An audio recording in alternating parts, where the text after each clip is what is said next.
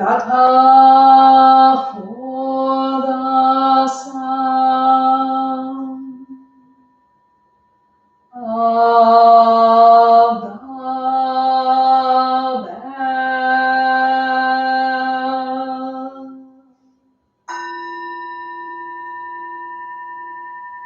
Mind calm, body at ease, breathing quiet, sentiment benevolent.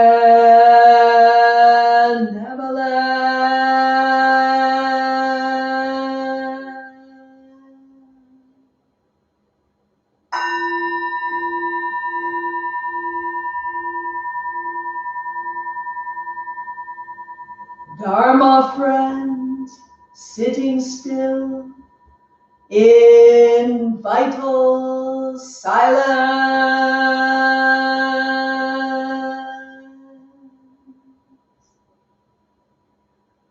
wanting nothing, we practice eco-Buddhism together.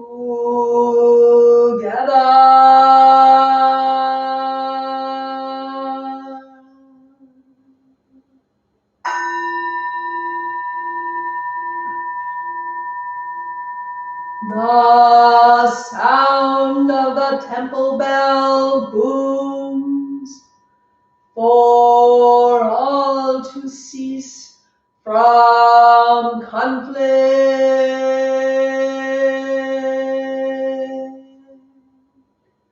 May the way of Buddha usher in the dawn of non-violent global village forever.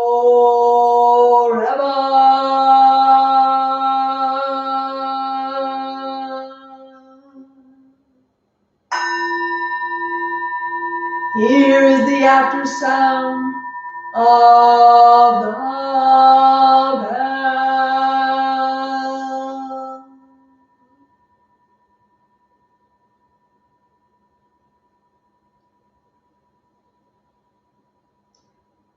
Thunder of silence, light after Dharma rain.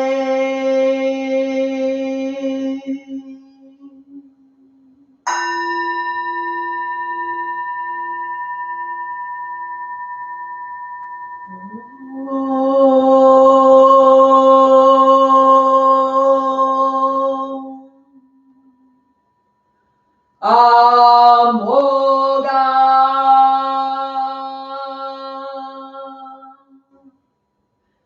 Varochana Mahamudra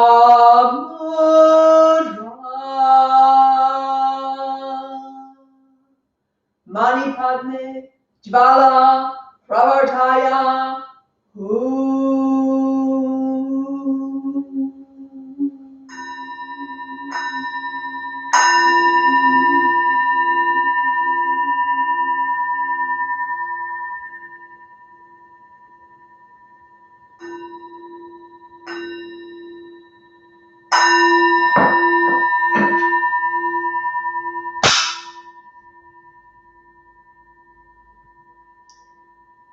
Please stand and join with us in the chanting of the 3 refuges and afterwards the recitation in English.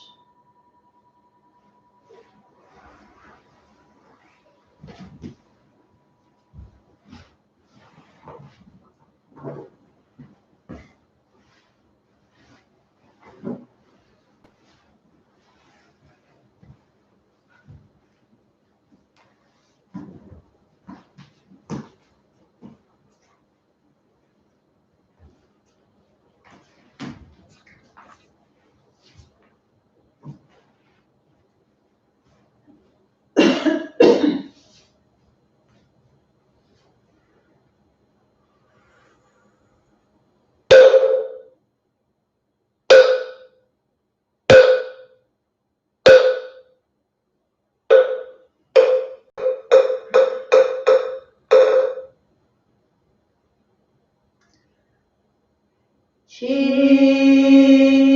sim quinya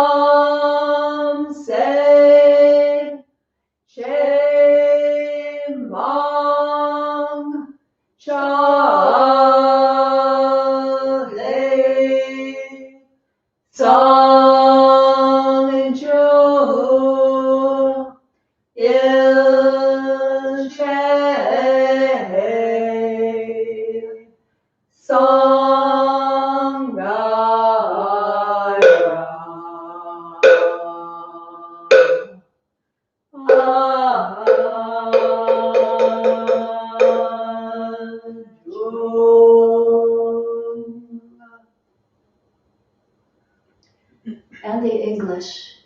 Please repeat after. I go for refuge to the Buddha. I go for refuge to the Buddha. And resolve with all beings. And resolve with all beings. I will cultivate a heart of enlightenment.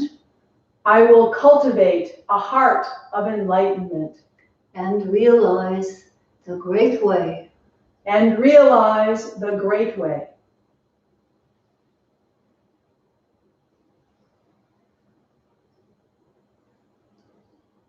I go for refuge to the Dharma. I go for refuge to the Dharma. And resolve with all beings. And resolve with all beings. I will penetrate the teachings.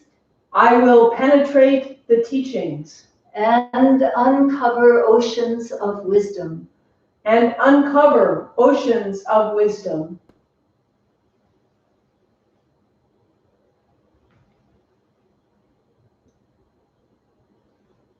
I go for refuge to the Sangha. I go for refuge to the Sangha. And resolve with all beings. And resolve with all beings. I will seek peace and happiness for the many. I will seek peace and happiness for the many. And transform this world into Buddha lands unimpeded. And transform this world into Buddha lands unimpeded.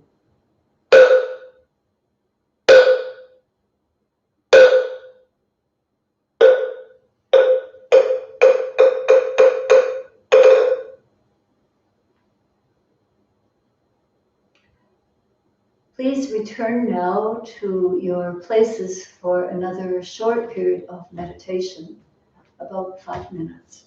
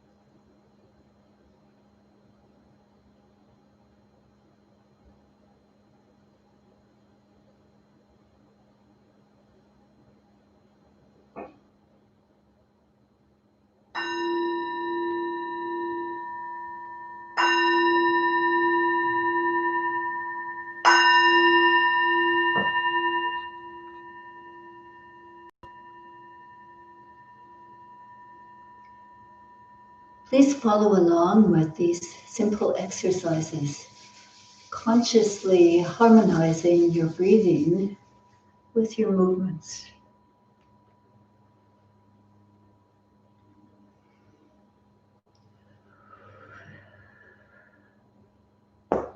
And being present with both the breathing, the ears in this case, the stretching of the spine and the eyes toward the ceiling, breathing, a little extra stretch and relax. Inhaling as we open the body up and stretch up. Head back, eyes to the ceiling. Fully present breathing.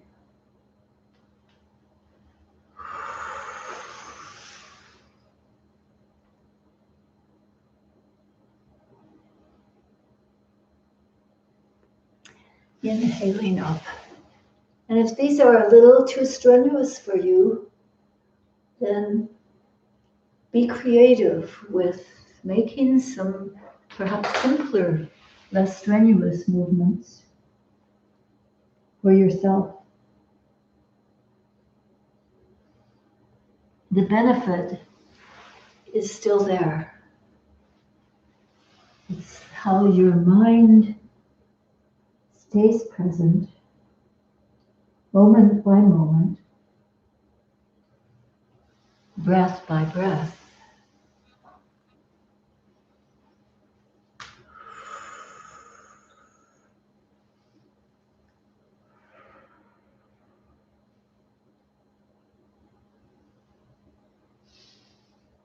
Keep the spine straight as you turn it. And also the very top of the spine, head way around. Catching something with your eyes. And breathing forward. And exhaling to the other side. Again, catching something at the farthest extreme with your eyes.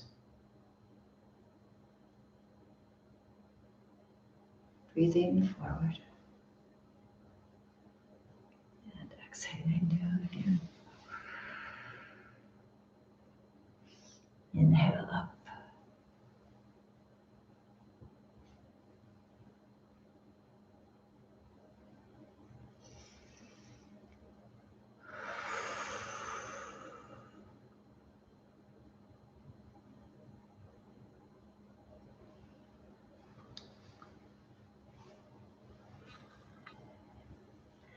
Sometimes I'm so present, I think, at least that's the excuse, that I forget where we were.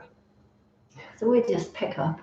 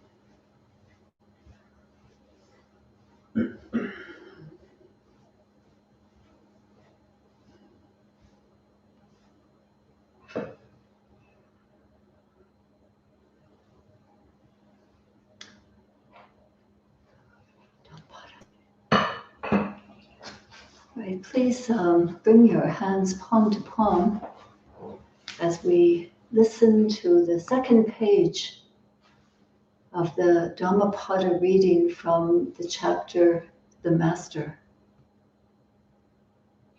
Hayun is going to read this to us this morning. He is the charioteer. He has tamed his horses, pride and the senses. Even the gods admire him. Yielding like the earth, joyous and clear like the lake, still as the stone at the door. He is free from life and death. His thoughts are still. His words are still. His work is stillness. He sees his freedom and is free. The master surrenders her beliefs. She sees beyond the end and the beginning. She cuts all ties. She gives up all her desires. She resists all temptations. And she rises. And wherever she lives, in the city or the country, in the valley or in the hills, there is great joy. Even in the empty forest, she finds joy because she wants nothing.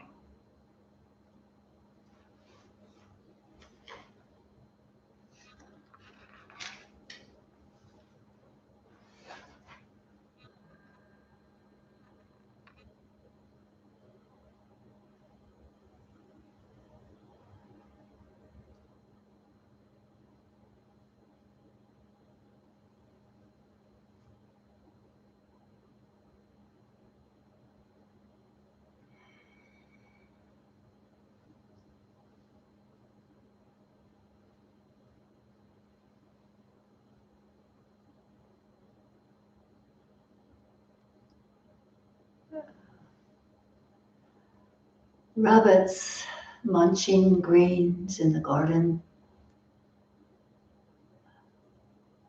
A mother skunk fully pregnant under our chicken coop. Water lilies in bloom on the pond. Sun shining on all. Welcome to the neighborhood this morning and to our weekly service. I'm happy to introduce to you Hayun Kelly Conlon. Many of you know she is one of our Dharma teachers at this temple. And she has a special Dharma talk for you this morning. Let's welcome her. I want to just turn. It's such a nice background. Yeah, Hayun is sitting in front of the windows which face out to our pond. So you can imagine the water lilies there behind her. Thank you, Haju Sunim. A few of us are helping Haju out from time to time with Dharma talks. So here I am. Here we are. And I wanted to say I've only done a couple of these at the 10 a.m. service, and I'm so grateful to have such supportive and patient bodhisattvas watching today. Thank you. A few weeks ago, Haju asked me to recite the Mehta Suta at the service. And this is something that many of us know and many of us have sort of drawn strength from over the past few months. And there was one part of it that really stuck with me. And so I thought that maybe we could do it together. And I know that some of you know the Metta Sutta. So as I recite this little part of it, if you know it, please recite it with me. Even as a parent protects with their life, their child, their only child, so with a boundless heart should one cherish all living things, radiating kindness over the entire world, reaching upwards to the skies and downwards to the depths, outwards and unbounded, free from anger and ill will.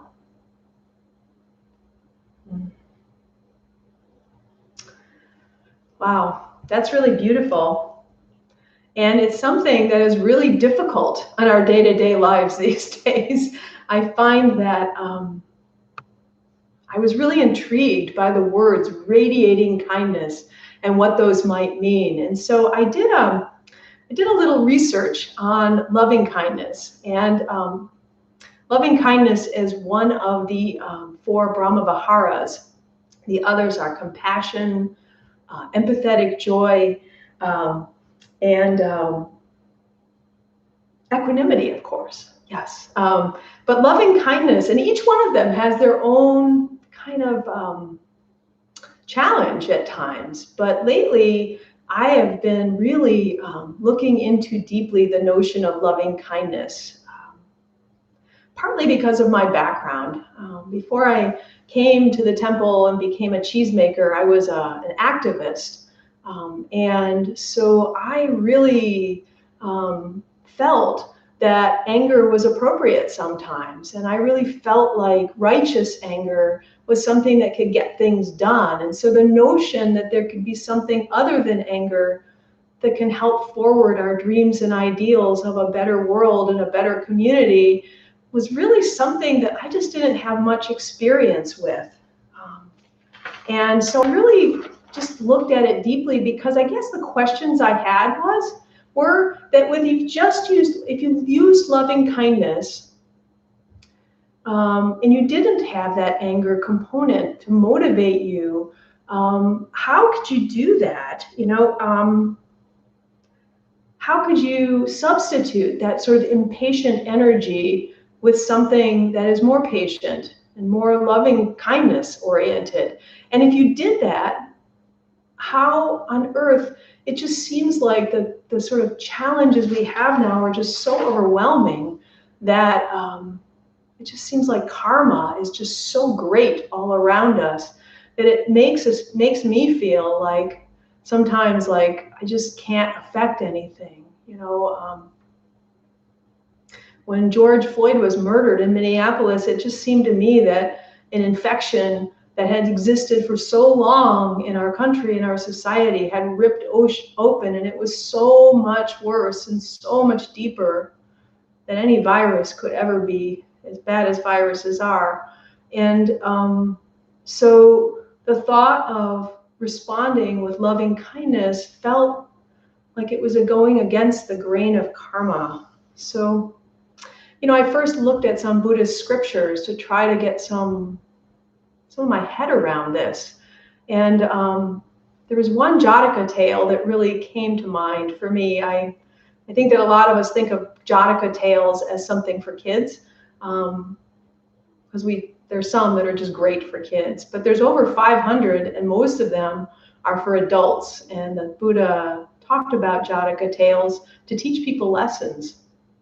So here's a Jataka tale called the Kalakalinga Jataka. It starts in a beautiful valley at the base of the Himalayan mountains. And there was a community that lived there, a kingdom, and they had really fertile soil.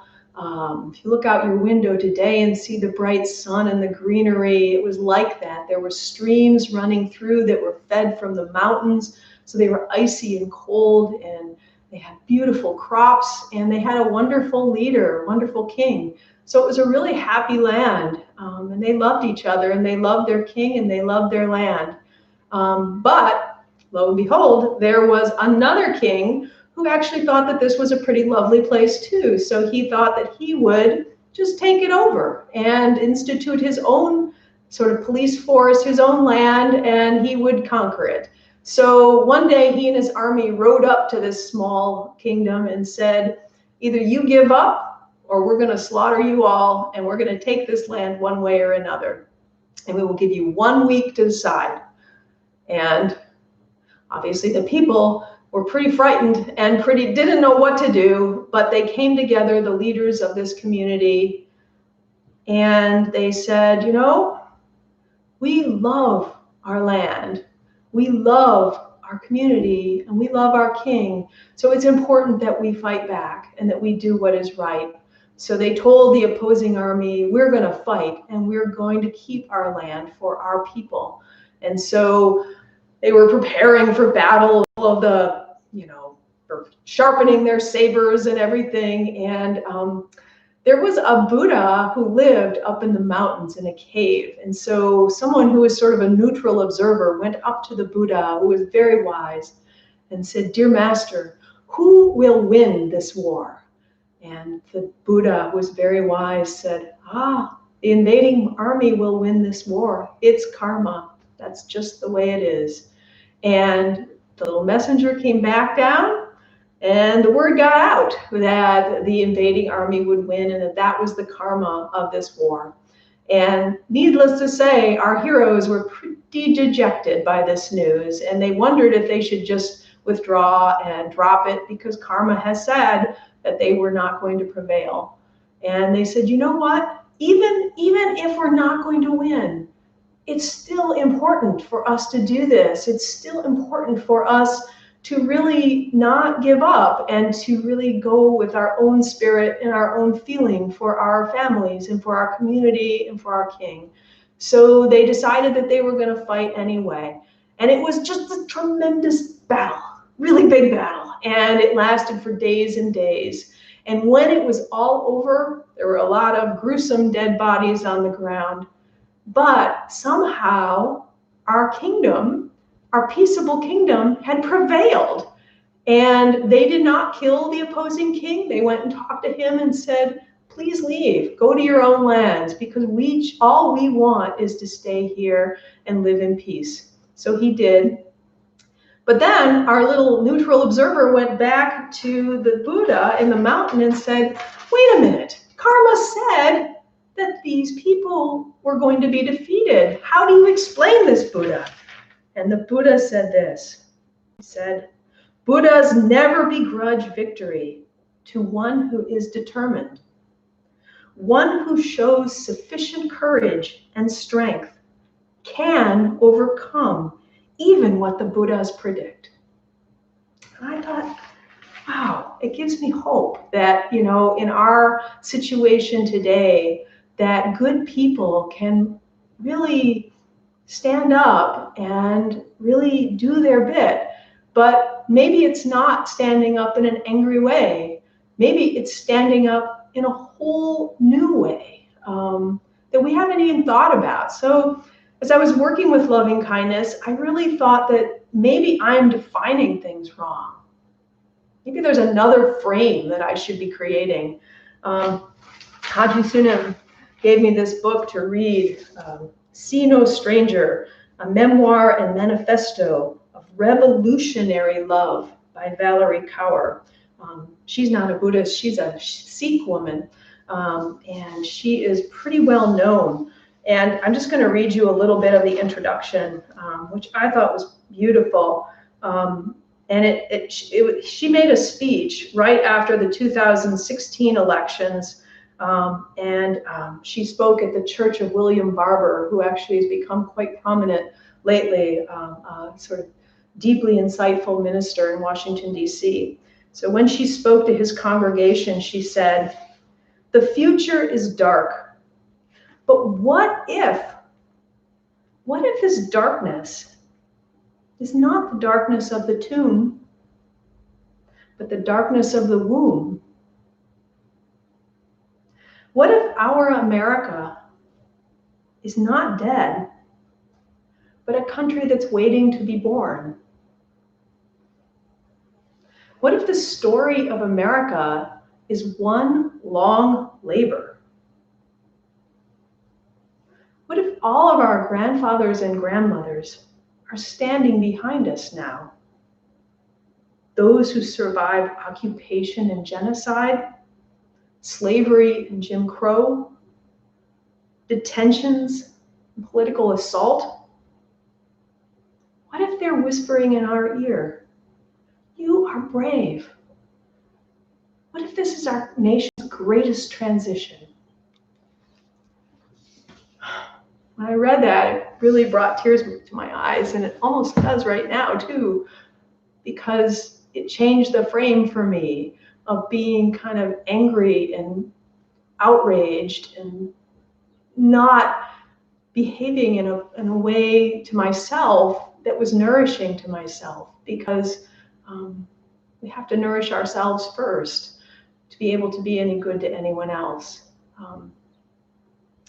And the other thing that really affected me was a discussion that we had in our precept group. We have a wonderful group. We have so many precept takers that we've divided it up into 3 groups. The folks who are studying to take their precepts, shout out to the precept takers. And we have kind of helped each other through. We've met on Zoom or on Google Hangouts every other week throughout this pandemic, throughout all of the pain that our nation's felt. And so each time we meet, we kind of go around and sort of talk about how our practice is doing in the midst of this, and how we are either supported by our practice or not.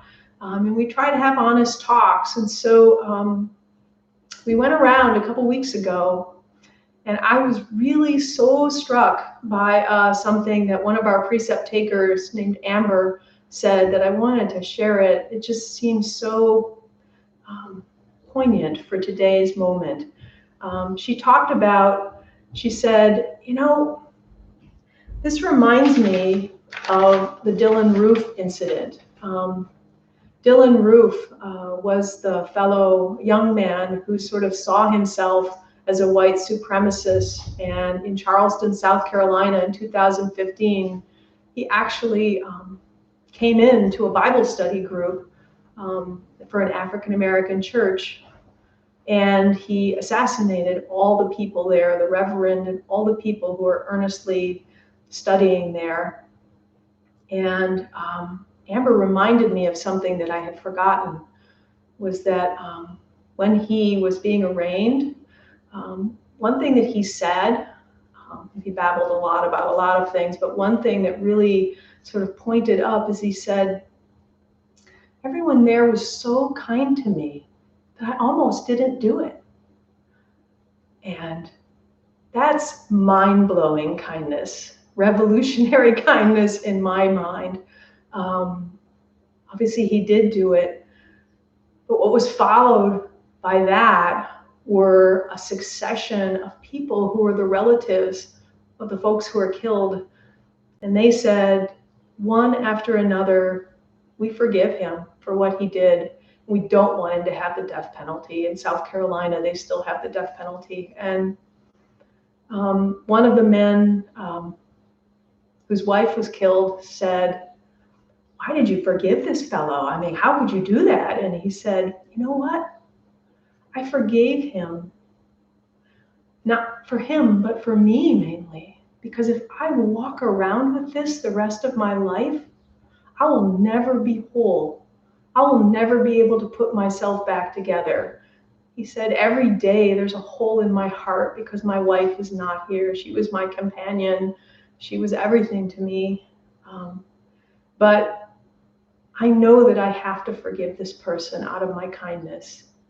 So I was really blown away by that. And I want to thank Amber for bringing that story back again, because I think that we had a tendency just to look at the horror of it and not really look into it a little more deeply about what was going on between human beings. So Um, that to me is not an indifferent loving kindness. That was I was kind of worried about, was that loving kindness might seem indifferent as opposed to righteous anger.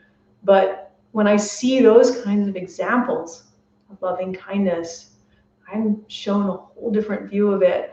It's really pretty darn activist and pretty darn courageous to do things like that. I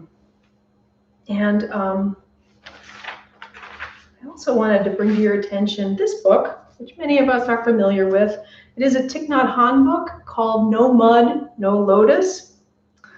And I looked at it not only for what it said on loving kindness, but I also looked at it because, the title just seems to fit right now, because we all have a lot of mud right now. So there's going to be a very large lotus blooming at some point because the mud seems to be pretty thick. And as usual, Thich Nhat Hanh sort of cuts right to it. When the Buddha talked about cultivating loving kindness, he called it Mehta meditation. Mehta is the Pali word for loving kindness. And the Buddha said in the scriptures when he talked about it, that it always starts with us. That we can't project loving kindness onto others until we can deeply, deeply, deeply do it in our own minds, in our own hearts. So when we do these loving kindness meditations, we always start with ourself first, which is really foreign to a lot of us. We're not used to projecting that kind of attention and care onto ourselves. We're always focused on what we can do for others, but sometimes, always, it begins with us, and the Buddha pointed that out. So I wanted to read to you what Thich Nhat Hanh said about anger, and then we'll have a little meditation together from this book. But I thought what he had to say, even about righteous anger, was really important. He said, "We need to master our own anger before we can help others to do the same. Arguing with others only waters the seeds of anger in us. When anger arises, return to yourself and use the energy of mindfulness to embrace, soothe, and illuminate it. Don't think you'll feel better if you lash out and make another person suffer. The other person might respond even more harshly, and anger will escalate. The Buddha taught that when anger arises, close your eyes and ears, return to yourself, and tend to the source of the anger within. He said, look deeply at your anger as you would at your own child. Don't reject it or hate it. The point of meditation is not to turn yourself into a battlefield, one side opposing the other. Conscious breathing soothes and calms the anger, and mindfulness penetrates it. Anger is just an energy, and all energies can be transformed. Meditation is the art of using one kind of energy and transforming it into another. In this case, transforming anger into loving kindness.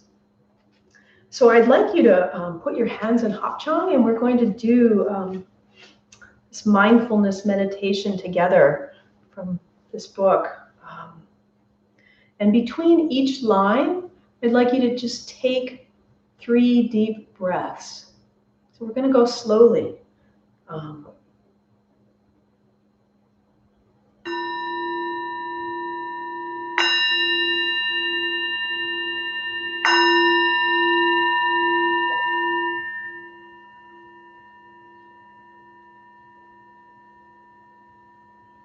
May I know how to nourish the seeds of joy in myself every day.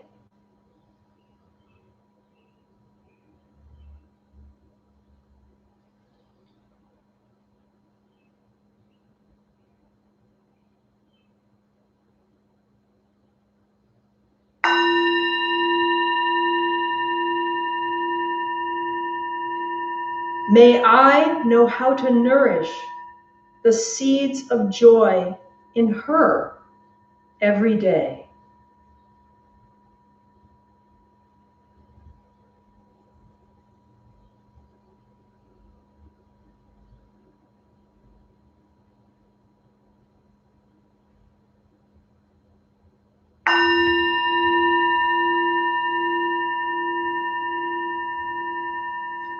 May I know how to nourish the seeds of joy in him every day.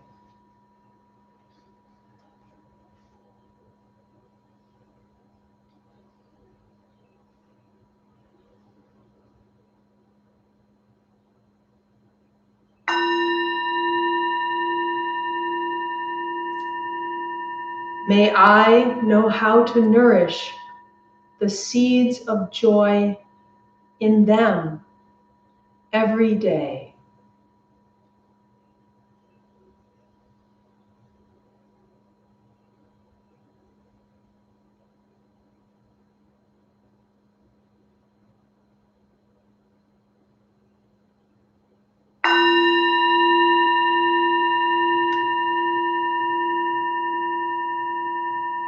May I be able to live fresh, solid, and free.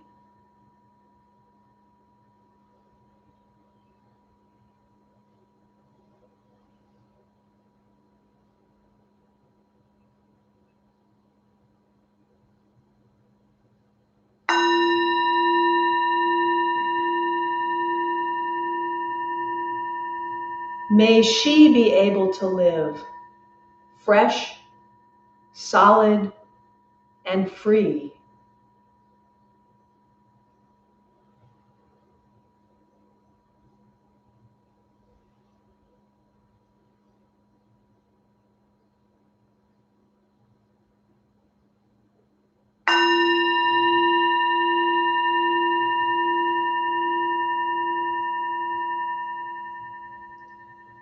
May he be able to live fresh, solid, and free.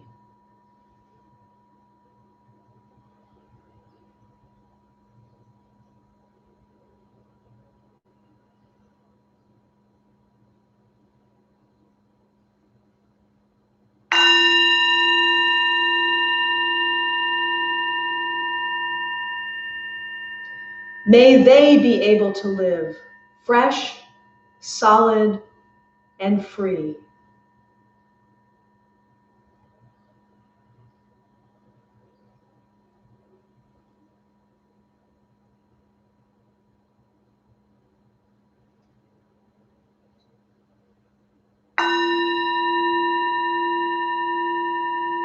May I be free from attachment and aversion, but not to be indifferent.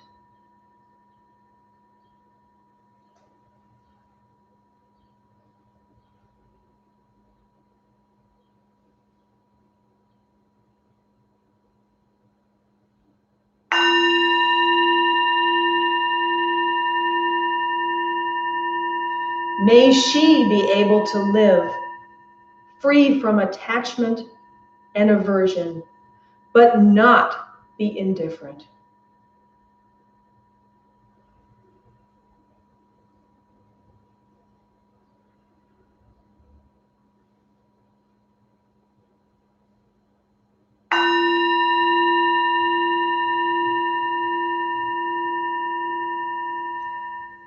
May he be able to live free from attachment and aversion, but not to be indifferent.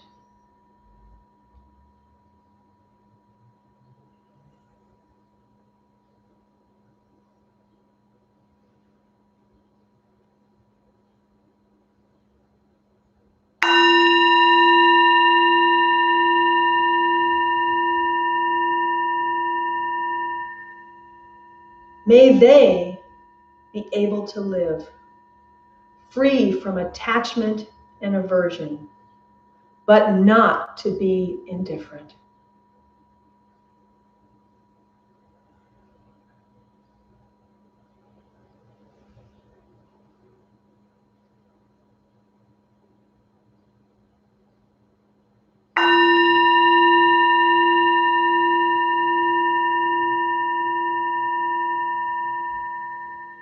May we all be able to live free from attachment and aversion, but not to be indifferent.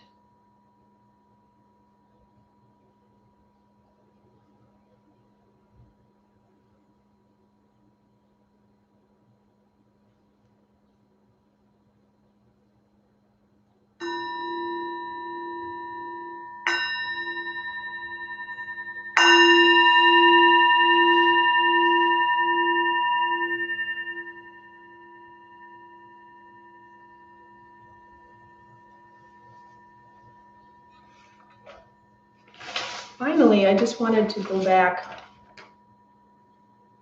A beautiful Dhammapada reading today. And just end with this. The master surrenders her beliefs. She sees beyond the end and the beginning. She cuts all ties. She gives up all her desires. She resists all temptations, and she rises.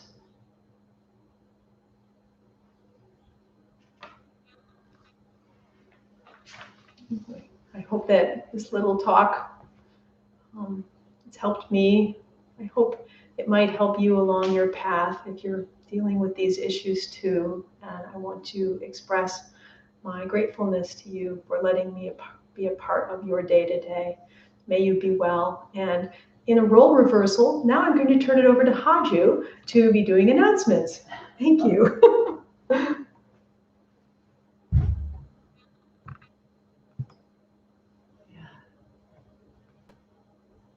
Hyun, thank you for a lovely talk.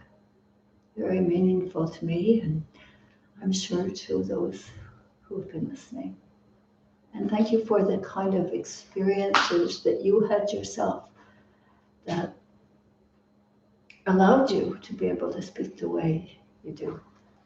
Yeah. Thank you.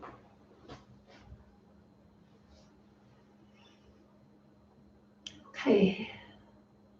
Good morning again. Thanks for being with us this morning. Some announcements. The first one, I think next Sunday is July 5th. Is that right? Can somebody confirm that? I'm pretty sure it's July 5th, Sunday, July 5th.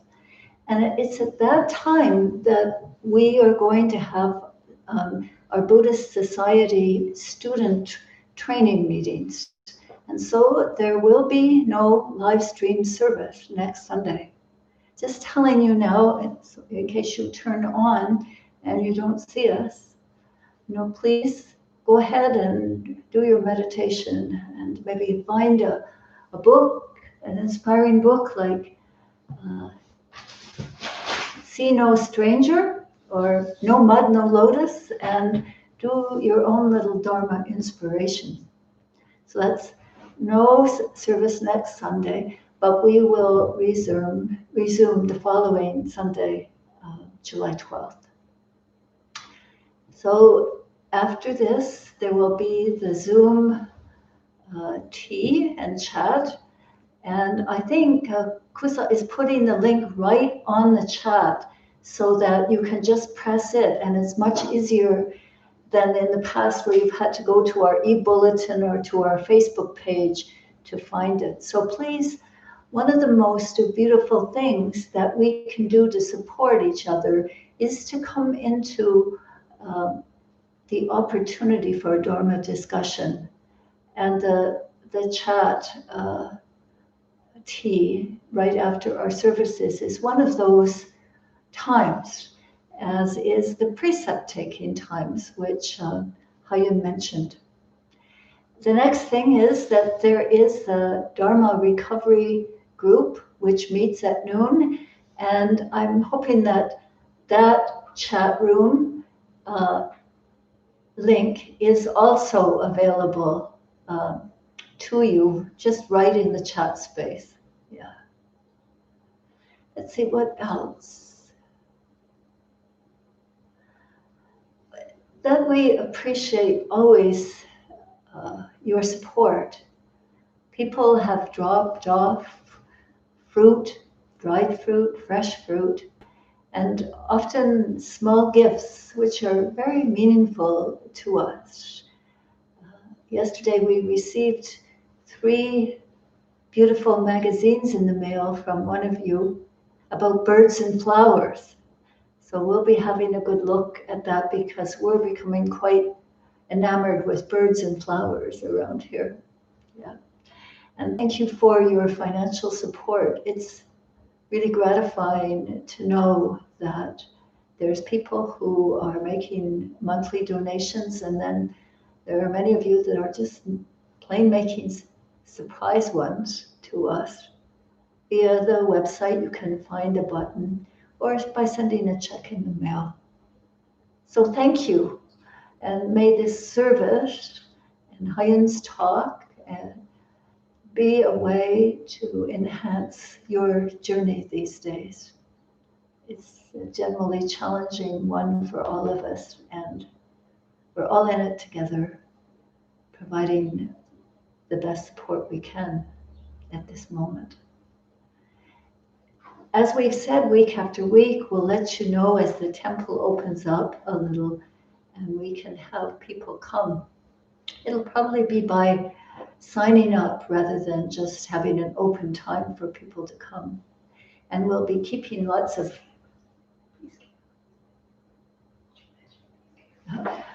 I'm getting lots of prompts from the side and I cannot hear. Speak up. Peace camp. Oh, peace camp. Okay. So Peace Camp Online is going to be the best Peace Camp online for sure. The committee and helpers have been putting their whole hearts into the preparation. And also some of the kids, they're making some beautiful offerings. So even if you're at home and it feels like you're pretty busy, just tuning in for some part of the day for Peace Camp, I think you'll find a treasure in your life that day. Okay, my dear, is there something else? Anybody else think of any announcement? Except we'll let you know as things open up and how we'll be keeping our safety guidelines. So let's end then with the 4 great vows. Please repeat after me. All beings, one body.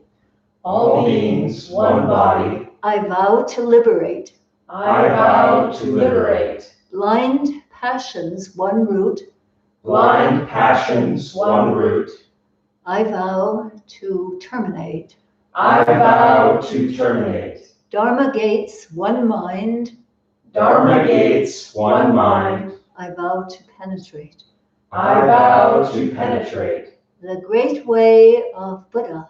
The great way of Buddha. I vow to realize. I vow to realize. Have a very good day. I hope that the weather where you are is just right, even if it's raining, sunny, for you to keeping safe distances and your mask with you, to have a very good day, everyone. Sambol ha shupsyo is an old Korean saying. Let's all wake up as best we can. Sambol ha shupsyo. Sambol ha shupsyo.